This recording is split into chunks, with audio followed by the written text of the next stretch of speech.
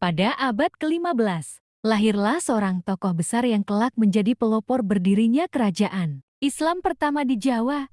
Dialah Raden Patah, raja pertama Kesultanan Demak, yang membuka babak baru dalam sejarah Nusantara. Raden Patah lahir sekitar tahun 1455 di Palembang. Menurut Babat, ia adalah putra Brawijaya V, Raja Majapahit terakhir, dari seorang putri Campa.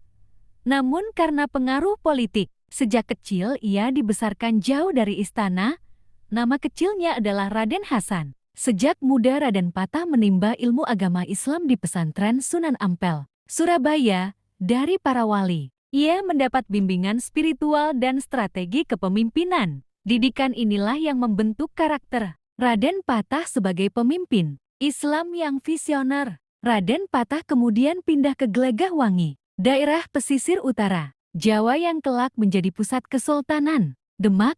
Dengan dukungan para wali, ia mulai membangun basis kekuatan politik dan ekonomi, terutama lewat perdagangan maritim. Pada akhir abad ke-15, Raden Patah mendirikan Kesultanan Demak sebagai kerajaan Islam pertama di Jawa. Ia dinobatkan sebagai Sultan pertama dengan gelar Sultan Syah Alam Akbar. Raden Patah, Demak pun menjadi pusat penyebaran Islam di Nusantara. Salah satu peninggalan terbesar Raden Patah adalah Masjid Agung Demak, dibangun bersama para wali. Masjid ini tidak hanya menjadi pusat ibadah, tetapi juga simbol kejayaan Islam di tanah Jawa. Sebagai raja, Raden Patah juga berperan dalam menolak pengaruh asing. Demak menjadi kekuatan maritim yang menentang Portugis dan sisa-sisa kekuasaan Majapahit. Dengan visi besar, ia mengukuhkan Demak sebagai kerajaan Islam yang berdaulat. Raden Patah wafat sekitar tahun 1518.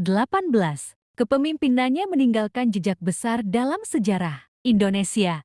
Lahirnya kerajaan Islam pertama di Jawa, berdirinya Masjid Agung Demak, dan warisan kebesaran Demak yang diteruskan oleh penerusnya. Nama Raden Patah pun dikenang sebagai pelopor kejayaan Islam di Nusantara. Raden Patah bukan sekadar raja, melainkan peletak dasar peradaban Islam di Jawa. Sejarahnya mengingatkan kita bahwa dari Demaklah lahir kebesaran Islam yang kemudian menyebar ke seluruh Nusantara.